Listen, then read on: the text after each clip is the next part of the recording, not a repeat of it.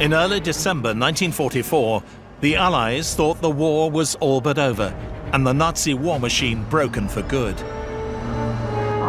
But they'll have a surprise in store on a front line so quiet it's called the Ghost Front. For Hitler, the border between Germany and Belgium is anything but ghostly. A vast build-up of men and tanks has been assembling for months in a region called the Ardennes. The German offensive in the Ardennes was essentially the last great throw of the dice by Adolf Hitler. This was his gamble. This was where he was going to put all of his remaining resources on the Western Front. As many tanks as he could, as many men as he could, as many planes as he could. For the Allies, the Ardennes front line is so safe from the enemy, it's where battle-weary units are sent to recuperate and green troops come to toughen up.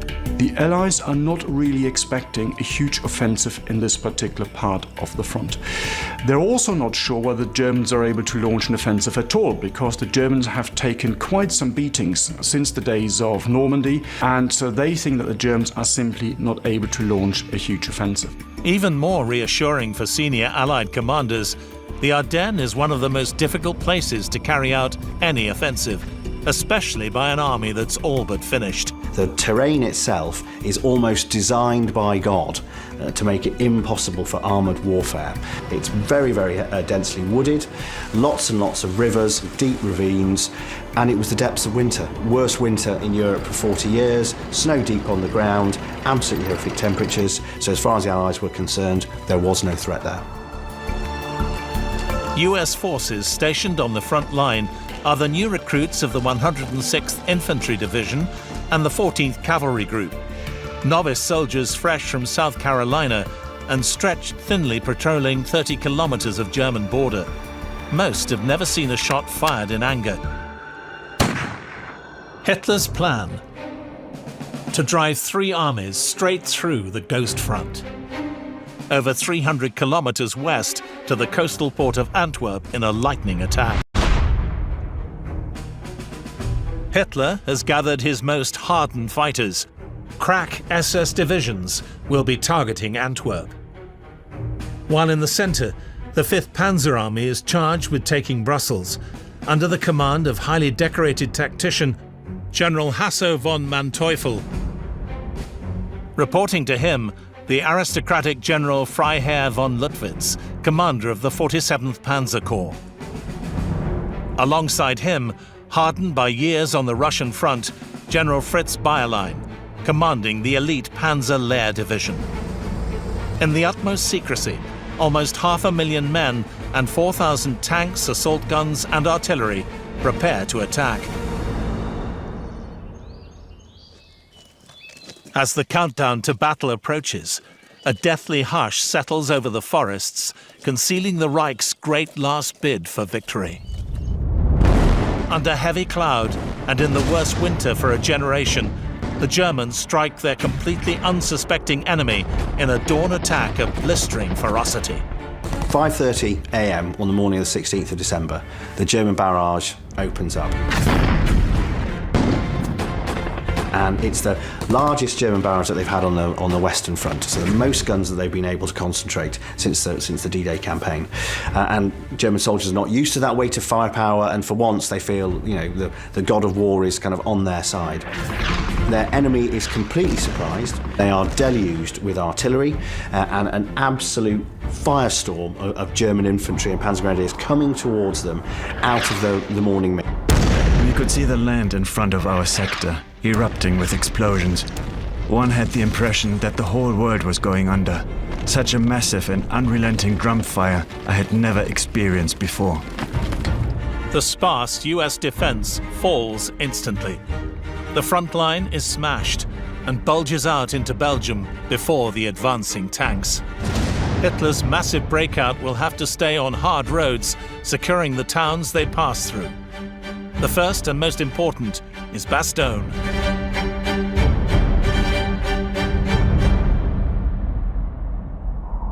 If you held Bastogne, you held the entry points, the gateways to most of Western France, and most particularly the giant port city of Antwerp. Everything in the Ardennes is about getting the roads, getting the towns that control the roads, and never more than at Bastogne. Crucial to the attackers' grueling schedule is direct travel. Any detour in the unforgiving terrain means a catastrophic waste of fuel and time for the tanks and their supporting units. Tanks, particularly German Panzer designs, had wide tracks so that they could go through swampy ground, very, very good at cross-country terrain.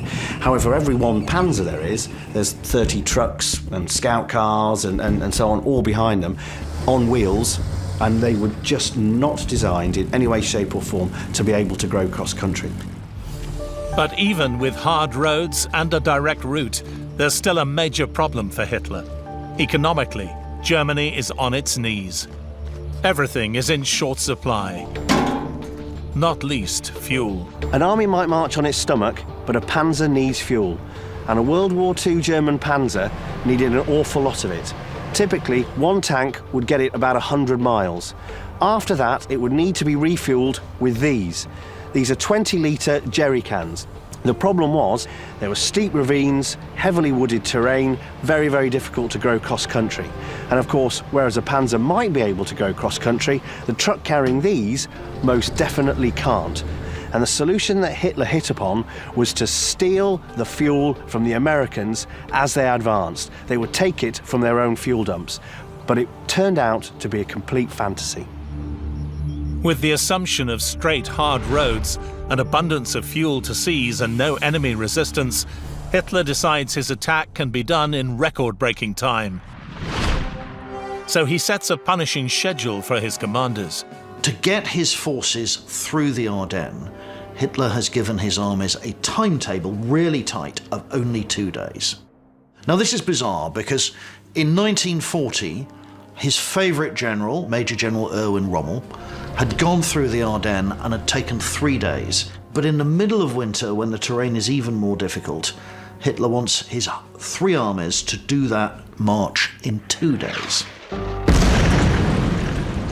The first hours of the German offensive are devastating to the American defenders, and German infantry can barely believe the ease of their attack.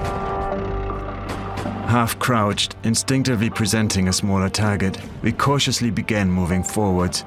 In a short time, we arrived at the first houses and opened fire at windows and doors. I could see American soldiers running from the houses. I even saw one of them in his underwear. Our company had successfully captured the southern part of the village. The American defenders of Bastogne are hopelessly outgunned and outnumbered. So they have to play their only card the best they can. One thing that the American defenders can do is slow those German attackers down as much as possible, so that the British and American forces in other areas can come and reinforce the defenses. As the 5th Panzer Army powers down to take Bastogne, there is nothing in its way to match it. In the town itself, the only Allied presence is the battle-worn remnant of the US 28th Infantry Division, recovering from months of fighting. With air backup, they could stop the attackers. But there's a problem. Remember that the great advantage the Allies had was air power. Thousands of fighters and bombers flying from Britain and from France could come in and launch massive attacks on German units. But those fighter bombers were reliant on having clear air to fly in. That means that the great American advantage is actually neutralized. The story of Bastogne is that the American ground troops are on their own. They're gonna have to figure out a way to stop the Germans by themselves. In Bastogne, with the German panzers closing fast, the commander of the exhausted 28th Infantry Division, Major General Troy Middleton, has to think quickly. What General Middleton has to do is he has to figure out a way to stop the Germans short of the town when he's desperately outnumbered, desperately outmanned. Middleton is trying to throw together scratch combinations of any kind of soldiers that he can find who will still fight and send them forward and try to slow the Germans down. And they are rough and ready ad hoc groupings of guys in half-tracks, some artillery, basically mobile units, a few tanks, whatever is available. And there are a whole series of these which are put out about 10 miles distant in a ring all the way round Bastogne. And what they are is a tripwire. And they're there to buy time and, if necessary, be sacrificed. Because what you can't have is the Germans coming into the centre of Bastogne at all costs. I mean, if Bastogne falls, then the Germans are through the Ardennes like a knife through butter, and the whole American front will collapse. Adding to the problems that the Americans were facing was that not only are they trying to slow down the Germans, but they're also dealing with hundreds, if not thousands, of American soldiers who've taken on the status of something like refugees. They're just trying to get out of there, desperately streaming back from a front line that's been cracked open by the German attack. Now, rapid advances, clashes, and retreats flare up in the winter twilight, with neither side clear on their positions. Chaos reigns as intelligence and orders become irrelevant the moment they're given. Both sides are equally confused as to where the others are, so these are meeting engagements with a lot of troops floundering around in difficult terrain, and it's pretty sharp and pretty bloody. It's a recipe for disaster, it's a recipe for chaos, and the Germans are going to use it as much as they can. They get their chance on a narrow road approaching Bastogne. Troy Middleton was the corps commander responsible for the defence of Bastogne. What he needed to do was, in effect, throw out a line of outposts to delay the advancing Germans as much as possible. He formed these teams, and they were thrown out to the villages surrounding Bastogne to the east so that they could force the Germans to fight through and delay them. What they didn't foresee was that as they were advancing along a single road towards Longvilly, is that they were met by American troops retreating in the other direction.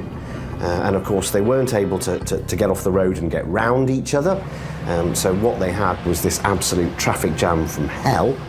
And what they created, in effect, was a massive target that the Germans could take advantage of if they arrived. And unfortunately for the Americans, that's exactly what happened. So coming down the road, chasing the retreating Americans, in effect with the lead elements of the Panzer-Lehr division, and they took full advantage. And what this turned into came to be known as the turkey shoot. All the lead vehicles rained down fire from their 75mm cannon right into what was the utter chaos going on this single-track road, and it turned into an absolute slaughter.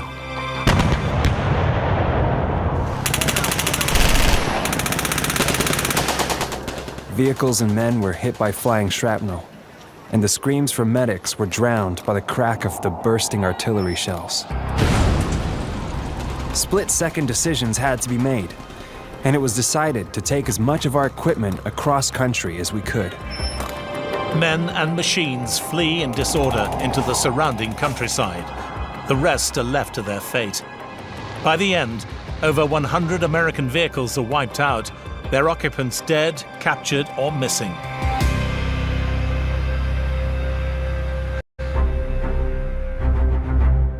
With the Americans scattered, Bastogne looks defenseless.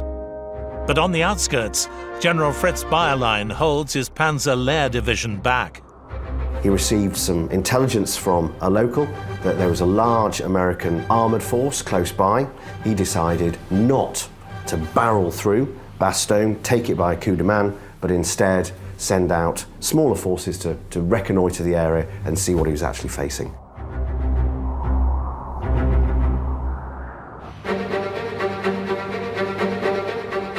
But Bayerlein's information is false. There is no American tank army, and although he doesn't know it, Bastogne is there for the taking. In the town, a dark mood of panic and fear takes hold. Schools are closed, civilian refugees stream out west. Belgian and Allied flags are removed. The first of the wounded American soldiers arrive. Bastone's defenders are told to expect reinforcements, but who and when is anyone's guess. And all the time, the German forces are tightening their grip.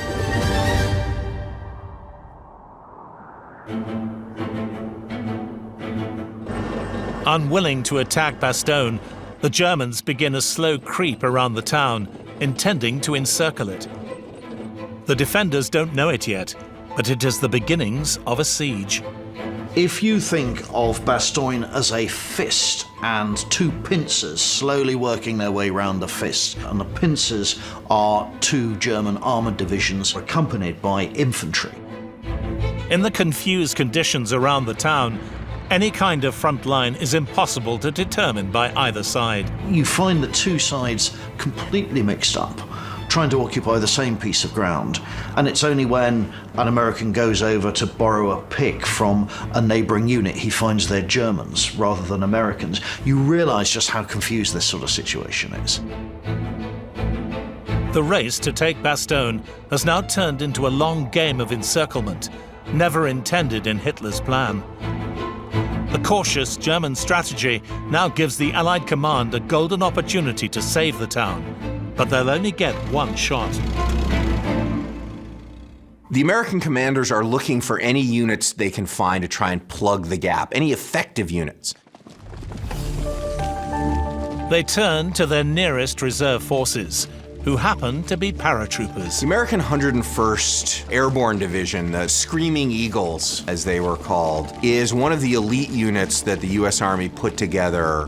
The 101st is on R&R and Rheims. They're available, they're able to move quickly, they're not engaged in any other front, and so the U.S. grabs them and sort of throws them into Bastogne. We were going to go to the States and get a furlough and then go to Guam to get ready to jump on Japan. And about 4 o'clock in the morning, and Sergeant came in, turned on the lights, and said, get up, there's been a breakthrough, you're going. And I said, oh, you're full of shit. We don't have any winter clothes, we don't have any rifles, our crew-served weapons are turned in, but I was wrong. They are literally put in the back of every truck that the Americans can mobilize. We loaded up, standing up, not enough room to sit down. They just put us in like cattle. Military policemen are stopping trucks at gunpoint. They're having to unload whatever it is they're carrying, and these airborne soldiers are bundled unceremoniously into the back. It was a kind of a drizzly rain. We went about 109 miles in that rain with lights on at night, and I knew then that this really was serious. As they race to the front, the paratroopers must contemplate the impossible, taking on an invading army with little more than what they can carry. In many ways, they're the worst possible unit to put there. They don't have any tanks.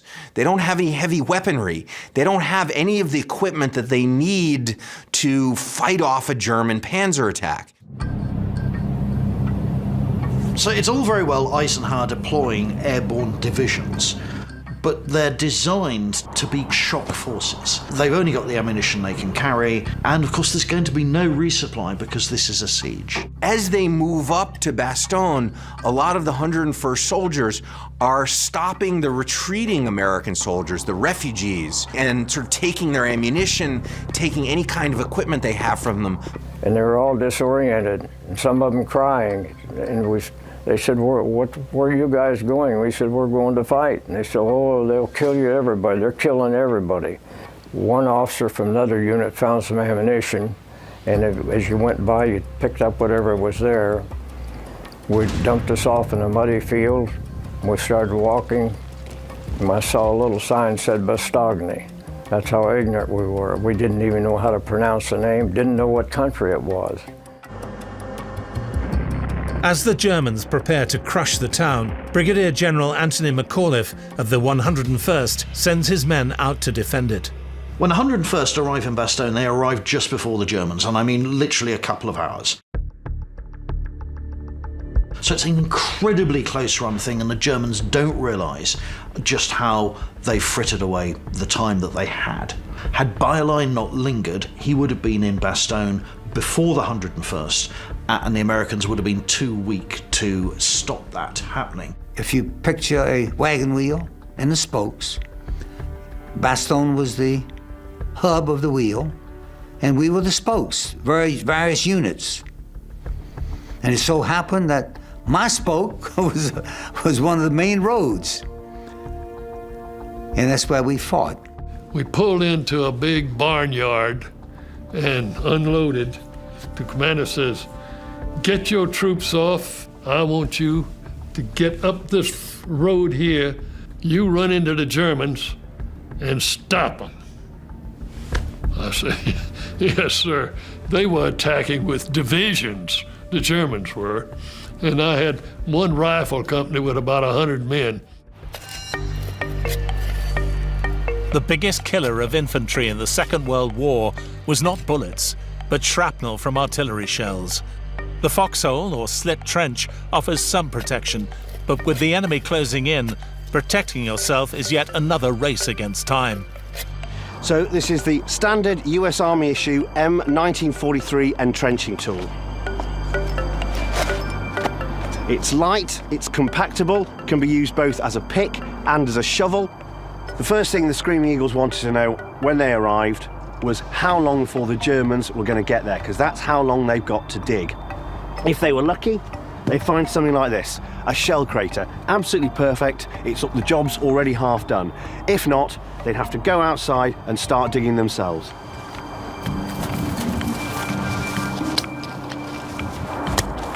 First thing the soldier's got to do is dig down and dig fast. Use the entrenching tool firstly as a pick to break the ground.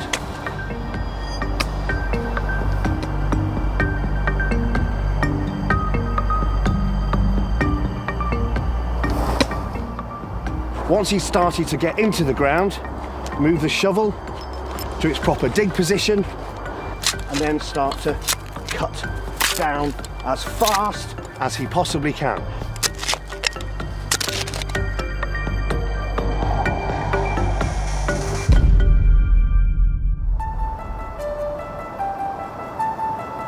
Conditions in a hole in the ground, unless you're a plant or a tree, are awful.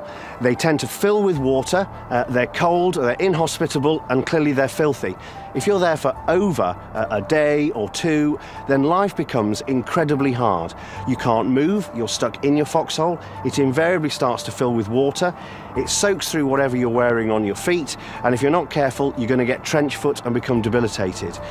Cooking and eating all have to happen in the trench, and all of the bodily functions do as well. You can't just stand up, you have to do it inside of your trench and deal with it in that situation.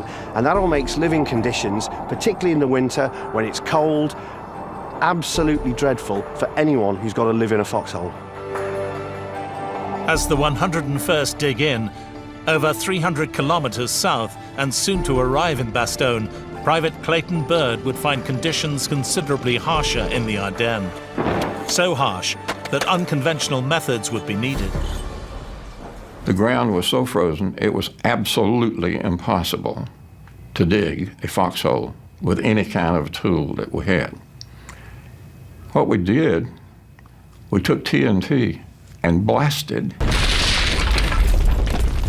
the resulting holes were such that instead of having one or two persons within a foxhole, they blasted out so much dirt that we could put 6 or 8 people in the resulting crater. For many of the defenders, the biggest enemy is not the Germans, but the bitter cold. For medics are struggling with frostbite, trench foot, exposure, and hypothermia. Dangers the 101st have not prepared for. Bastogne, in late December 1944, was in the grips of one of the worst winters in history.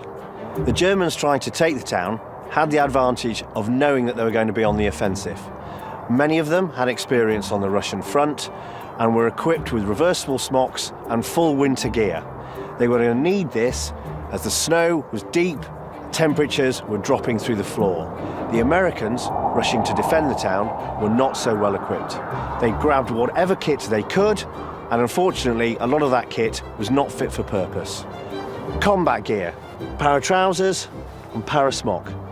Cotton, lightweight, comfortable, no good for winter. Greatcoat. Wool, it's heavy, would keep you warm, but as soon as it got wet, it's like wearing concrete. That happened very, very quickly, and then onwards, the troops were standing there freezing. Para boots, standard issue. They were leather, but they weren't waterproof. In a foxhole soon filling up with water, it was only a matter of time before the paras started to have issues with things like trench foot, which was debilitating. If they were lucky, and not many of them were, they would have overboots. These would fit over and would be waterproof and would keep your feet dry. However, hardly any of them were lucky enough to have a pair of these. Overall, if you were an American defender of Bastogne that December, it was a very unhealthy place to be. Conditions on the ground deteriorated. When we arrived at Bastogne, there was no snow on the ground at all. And the next night, it started snowing. And it snowed before it stopped about knee-deep. The temperature went down to as low as 15 below zero. We were dressed in what I have on right here, nothing else. We had a number of people who had a frostbite on their feet, for example. You know, when you're really cold, you shiver to keep warm. We had so little food that there was not enough energy, and we quit shivering. And that means you're really in bad shape, and the doctors couldn't understand how we survived.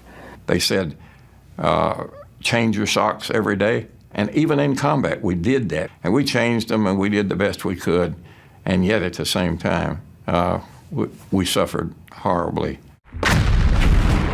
As the Germans tighten their grip on Bastogne, they inflict a devastating blow on the defenders. Our whole medical company that was on the tail end of our command was cut off. They were captured. The whole command, the whole medical unit. In the confused hours of arrival, 143 men and officers of the US 326th Medical Company are gone. And that robs the defenders of a lot of medical supplies, but also all the nursing staff and surgeons and so on. So they're left with very little, and that means they have to rely on the locals who help them out. Bandages come from bed sheets. Belgian civilians become the nurses. And so one of the sort of signature problems that the defenders have is they're very short of medical supplies and trained medical staff. Eisenhower and his senior commanders know that the 101st can only hold on for so long. The crisis leads to an emergency meeting with Montgomery and Patton, who's commanding the 3rd U.S. Army to the south of Bastogne.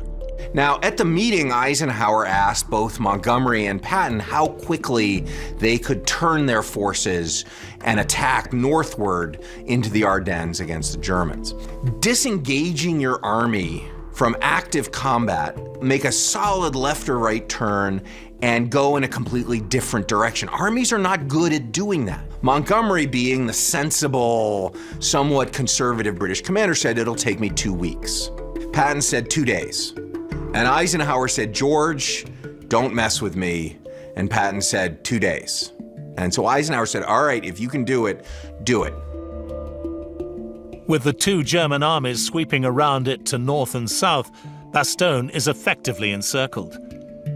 Worse, the one road that could offer relief from Patton's Third Army is cut off, and the skies are thick with winter cloud that could last for weeks.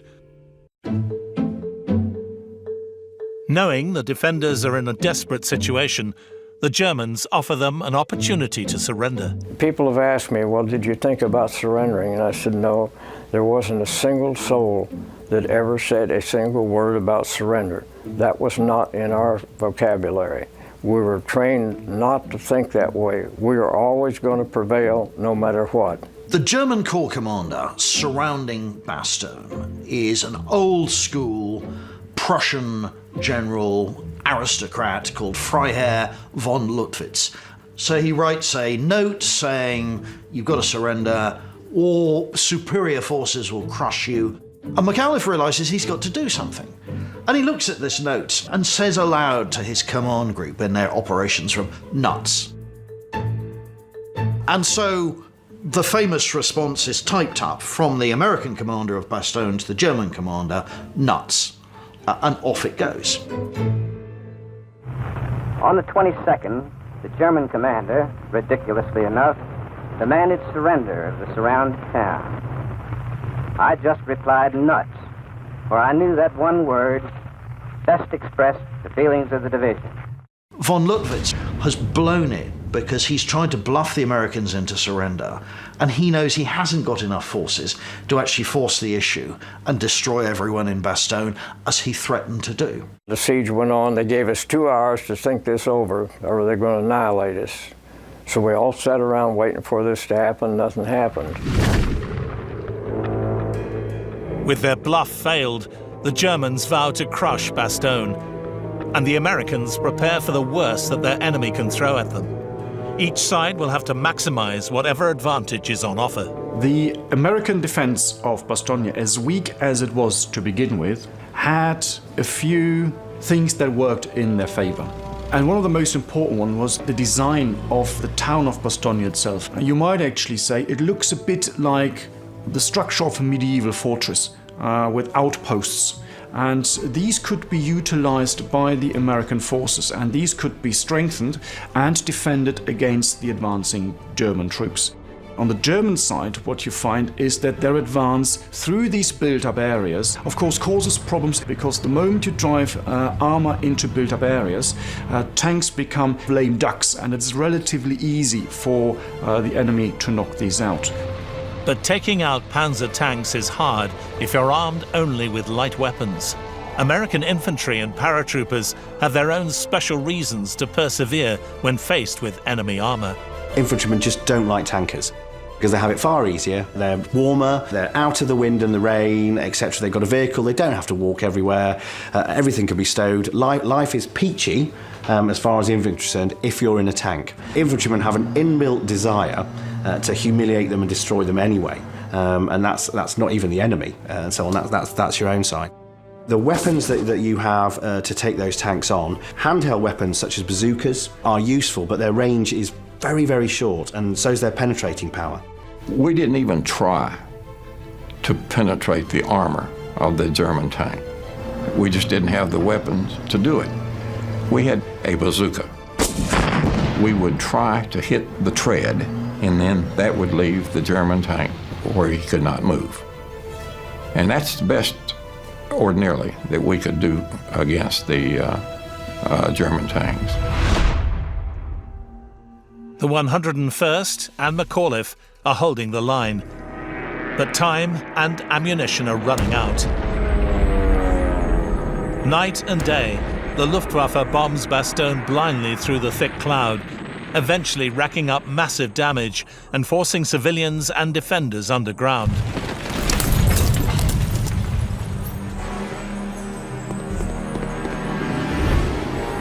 But every hour of the siege now works to the Allied advantage. Hitler expected to have taken Antwerp by now, but is hopelessly ensnared in a fight for a small provincial town barely 50 kilometers from the old front line. What we get is mission creep, and Hitler obsesses about taking Bastogne. If the whole purpose of trying to take Bastogne is that you can drive through it quickly as a route centre, then sending your Luftwaffe to bomb it every night is completely bonkers and makes no sense at all, which shows you just how, clinically insane Hitler has got. Germans now attack repeatedly, looking for weak points on the defensive perimeter. Each attack is increasingly fierce and intense, and the 101st have to work out how to make the most of what dwindling resources they have. It will bring out the best in their commander. The Americans are incredibly fortunate that McAuliffe is defending Bastogne, because he's the artillery commander of the 101st, so he understands how to deploy and use guns most effectively. And so what he creates is a pool of all the artillery pieces that are in Bastogne, whether they belong to his division or not. And they're all placed in the centre of Bastogne, and they are given fire missions, so the entire lot fire their ammunition at any German attack.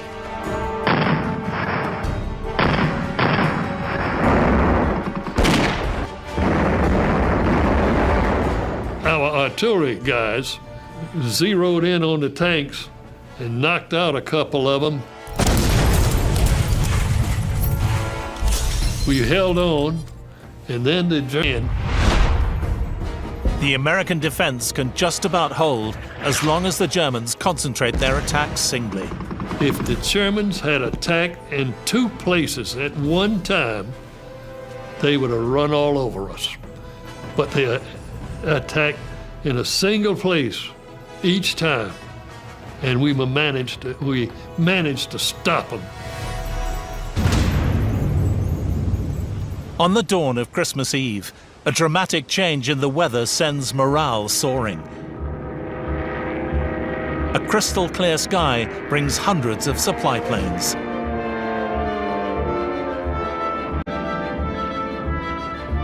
Ammunition rains down on the embattled defenders in a 400-ton Christmas present, and the hope that all is not lost. We got a break in the weather, and some C-47s came in and threw out some bundles of ammo.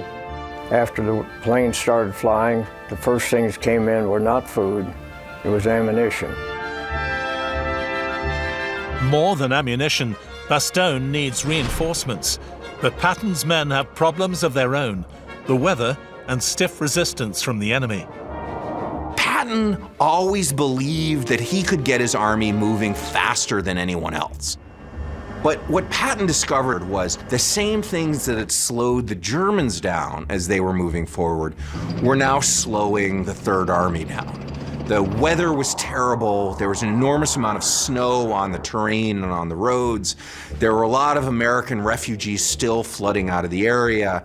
And so what Patton hoped would be a lightning relief of Bastogne actually turns into a slugging match. Knowing the advantage of cloud cover has been lost, and with Patton slowing down, the Germans try one last time to break the town. On the night of Christmas Eve, troops on both sides get ready for what will be the final desperate bid to end the siege. General Manteuffel gives his commanders the best troops available, fresh from fighting on the Italian front, well-equipped and experienced. During the night, German Air Force bombed the city. And in the early hours, the Germans then launched an attack in the northeast of the Bastogne perimeter. The Germans should be able to walk into Bastogne, but despite their exhaustion, the Americans have levels of experience and cohesion that make them a fearsome opponent. They were deliberately organized and trained to be an elite unit. They are extremely motivated soldiers. They are extremely physically fit soldiers. They are less at this point about sheer combat effectiveness and more about a bloody-minded unwillingness to stop fighting. The 101st Airborne now rename themselves the Battered Bastards of Bastogne, and it will be a name that officers and men adopt with equal pride. Your top officers, even clear up to generals, suffered with you. They're not way back and saying, go get them. They're out front saying, follow me. There's lines you don't cross, and you understand that. You keep respect for your officer, but still, he's in the foxhole next to you, and he's suffering like you are, and it becomes, you become a lot more personal. You're tired, you're cold, you're wet, you're miserable, you're starving, you're running low on rations, and a lot of your friends around you are getting killed. But they kept their morale high, and one thing they used to say was, the Germans have got us surrounded, the poor bastards. From the German point of view, the original objective of the mission has been completely abandoned. Infantry units that were intended to fight for Antwerp are now doing something wildly different. This is a radically different plan from what was intended originally with the Battle of the Bulge. The infantry had been diverted to launch frontal assaults, supported by a few tanks, in appalling weather. Bastogne, in its geography, it was surrounded by small hamlets, and large farmhouse and farm complexes. And what those farmhouses and mini hamlets allowed the Americans to do was to delay and keep the Germans at bay and bring an enormous amount of artillery fire in particular to bear. And the defenders have the added advantage of using their anti-aircraft half-tracks in the ground attack role. And that means 4 very powerful half-inch Browning machine guns depressed to shoot at infantry.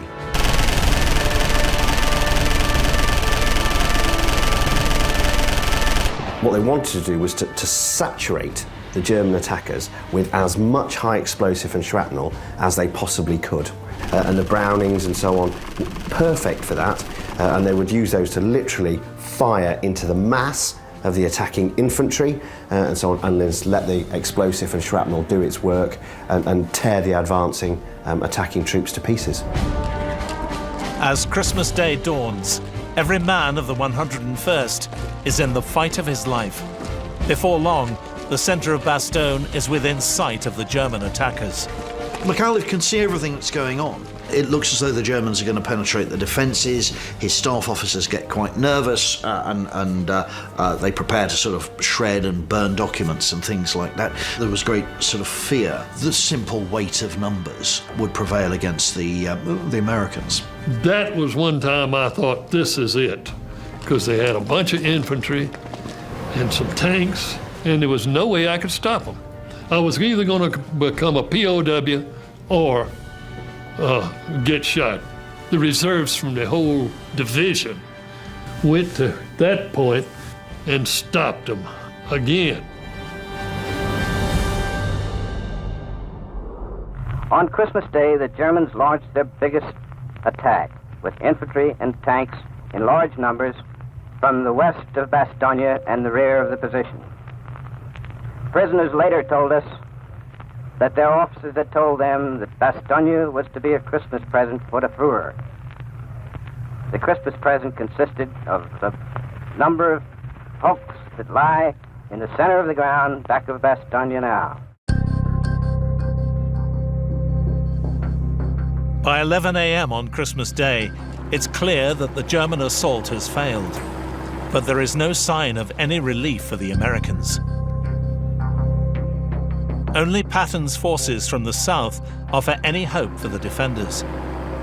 All eyes are on the star US general, who is convinced he will prevail. George Patton has destiny written all over him, and there's a higher purpose in his generalship.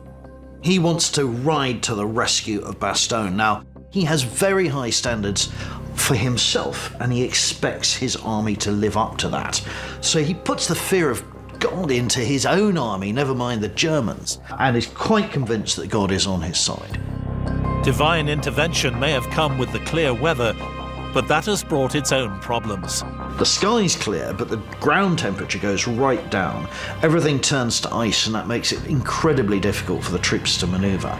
The ice underneath means that it's a skating rink for tracked vehicles that just sort of skate along. So actually the American armour finds the going much, much tougher. On December the 26th, there are close to 1,000 Allied casualties and over 100 German wounded in Bastogne. All are in dire need of medical attention, but the town has little to offer them. The Americans knew that in terms of both morale and for the men's lives themselves, this was something they had to tackle as soon as they possibly could. And so hence why they decided the only way they could do this is to send in a medical team, by all things, by glider. The gliders are towed in and land silently close to the front line.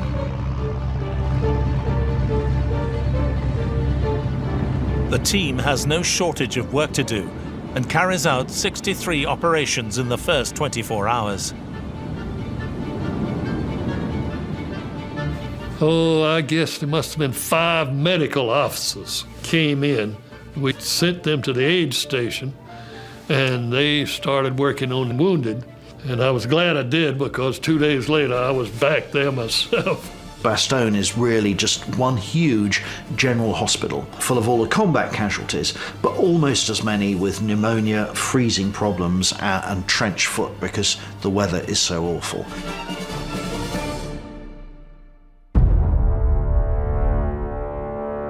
As Patton's 4th Armoured Division grinds its way towards Bastogne along 3 corridors from the south, it hits determined resistance.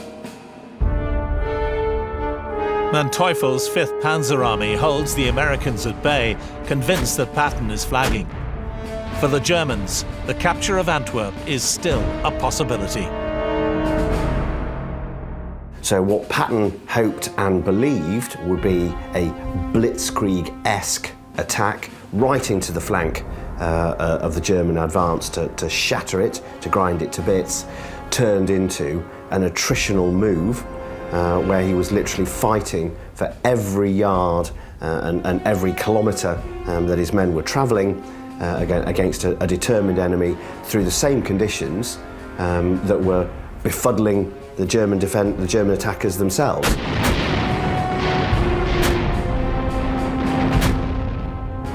A vicious firefight at the hamlet of Assaunois is the last hurdle before Patton's spearhead, the 318th Infantry Regiment of the 80th Division, reaches the 101st. The siege is over. On December 26, at 5 p.m., we made contact with friendly troops. Through it all, no one doubted for an instant that we would hold the town under any sort of attack the Germans could put on. The 101st Airborne Division has met and defeated the Germans and will continue to do so whenever called upon. You understand, the 101st, we were glad to be relieved at Bastogne. I was down to my last box of ammunition. We had no food, and we were hurting. But we were a cohesive unit. Now, you've heard that Patton rescued us, and that's not true. We did not need rescue. We were glad to get relieved, believe me, but rescued we were not, because we were still full of fight. The first vehicles through to Bastogne are 150 ambulances. What Patton's Third Army is now going to do once they've arrived in Bastogne is ensure that the Germans reach their high tide mark and then block any further advance. And that's really all over for the Germans as far as the Battle of the Bulge is concerned. Troy Middleton, the commander of the 28th Infantry, is praised for his efforts by his commander, General Patton. And Anthony McAuliffe earns a Distinguished Service Cross for his contribution, along with a lifelong nickname of Nuts.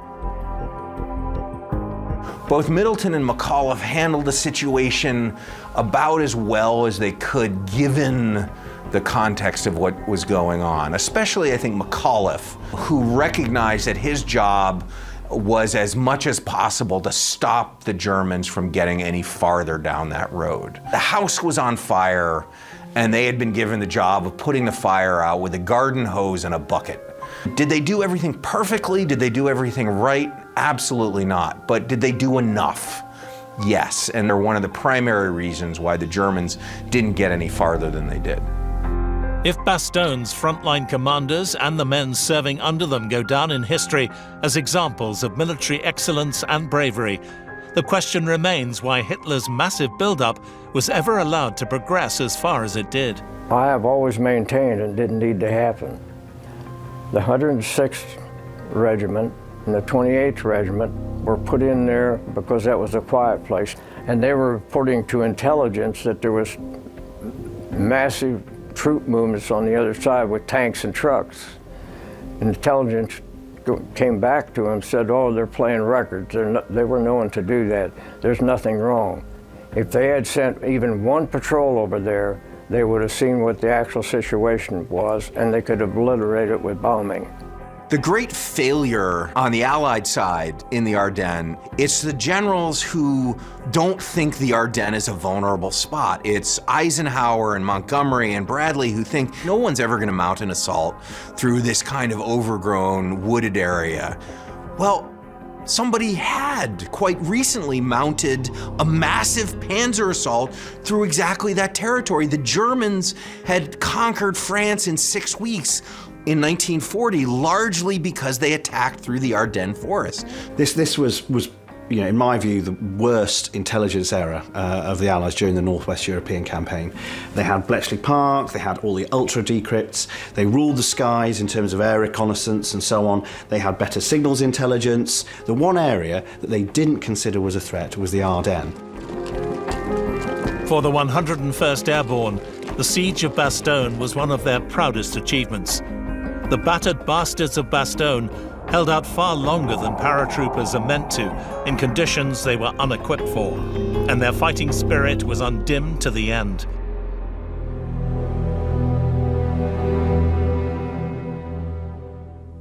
In the 40 days of the Battle of the Bulge, over 20,000 soldiers were killed on both sides, with deep scars on the civilian population felt to this day.